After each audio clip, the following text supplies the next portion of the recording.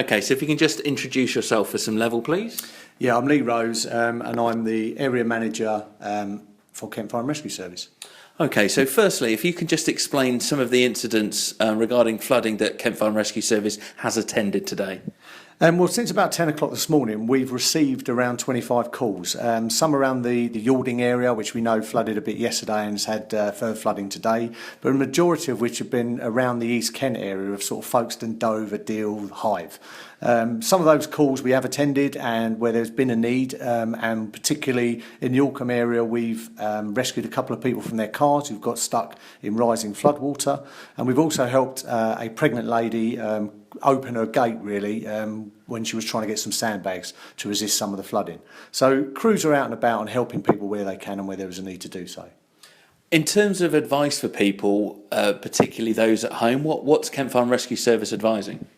Well, what we'd always say is if you believe there's a risk to life or a risk to your property, always call 999. It isn't a problem. We can send our crews out or officers out to have a look and try and help and support you. We might not always be able to do something, but we'll obviously assess that as we need to at the time. If you're in your home and it does start to flood, we'd always urge people to try and turn off their electricity supplies as a first issue, really, because that will keep you safer in your own home.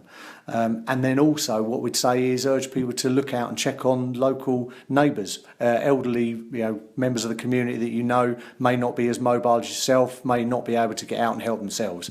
So it's about instilling that community spirit and looking out for each other. With flooding, obviously, comes treacherous road conditions. What are you advising motorists to do? Well, what we're saying is obviously if at all possible avoid driving through flooded or wet roads. There's a lot more water on the roads than people expect at the moment, and it can be going through the rivers. It will obviously be it's very boggy and from previous weather. So what we're saying is that the water on the roads will always look deeper than you think it is. It will always hide a multitude of issues underneath it that you can't see. Quite often it will lift a drain and you won't see it and you'll drive through it, and it will always move quicker than you think. So be prepared. We have had cars that have been washed away. We have had people stranded as well when they didn't expect the water to be rushing as far as it is. So if you see any signs on the roads that are saying roads closed due to flooding, it's there for a reason. If you can find an alternative, please do so. If you can't, then use your discretion as you proceed, but proceed a lot slower and keep your wits about you. Water is something we deal with daily, but it will actually create a big issue for us when we least expect it.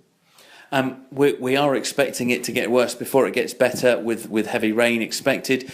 What should people do in that regard?